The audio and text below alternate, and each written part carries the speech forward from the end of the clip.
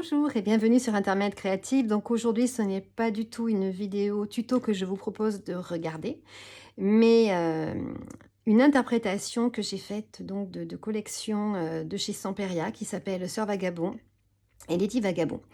Cet album va pouvoir contenir un minimum de 150 photos à peu près. Il m'a été demandé par mon mari qui adore les voyages et qui a été vraiment très attiré par cette collection. Donc j'ai regardé des tutos, j'ai repris des idées que j'ai vues bien sûr à droite à gauche.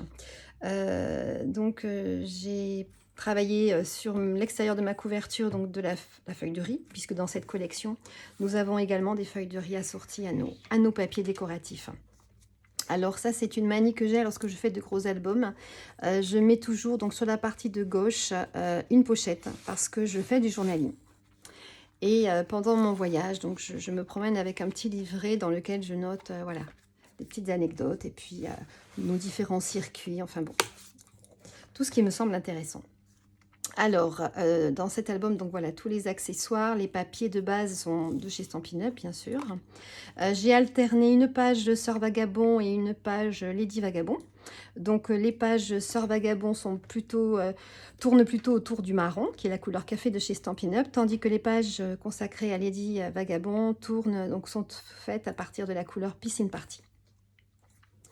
Donc nous avons des livrets, nous avons des cascades.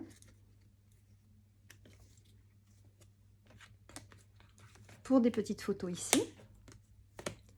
Et au centre de mes pages, c'est mon fil conducteur. À chaque fois, j'ai voulu insérer donc un petit livret dans lequel nous pourrons glisser donc une photo plus importante que les autres. Donc c'est un album qui m'a vraiment demandé beaucoup de temps de découpage. Sur chaque page, j'ai également mis un petit livret qui se glisse dans une pochette secrète où on peut loger donc au moins 4 photos. J'en ai fait un également dans une petite pochette donc sur la droite qui est dissimulée bien sûr par l'habillage de nos différentes pages. Donc sur ma gauche, ce sont des petits livrets que l'on trouve dans la collection. Je les ai bien sûr collés, montés entre eux pour pouvoir y glisser soit des tickets de musée, enfin bon, plein de petites bricoles que l'on aura récupérées au cours de nos voyages. Et puis ici, bien sûr, donc sur la droite et sur la gauche, à nouveau, des petits livrets pour pouvoir poser plusieurs photos également.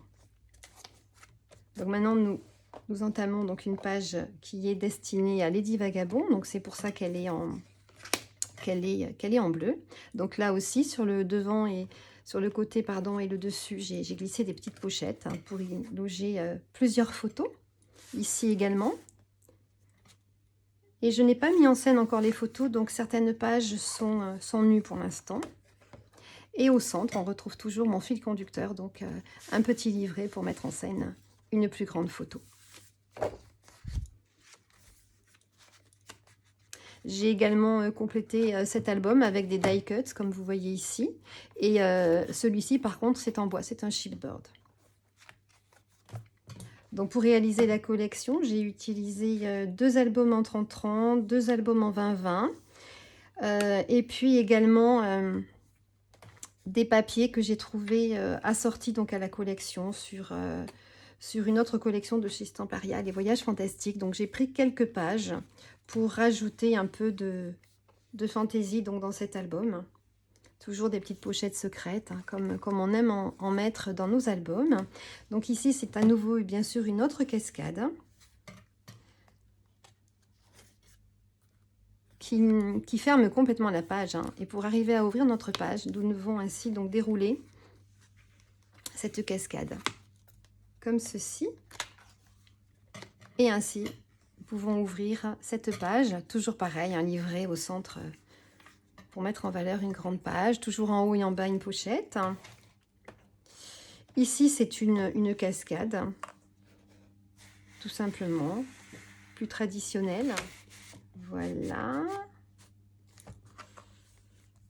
Fermée par un aimant. Donc ici, c'est une page destinée à Lady Vagabond. Nous avons un magnifique chipboard en bois dans cette collection. Et là, c'est une cascade désordonnée.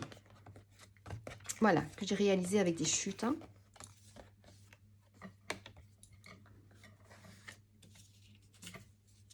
Parce que mon album a vraiment demandé beaucoup de papier. J'ai vraiment été très gourmande.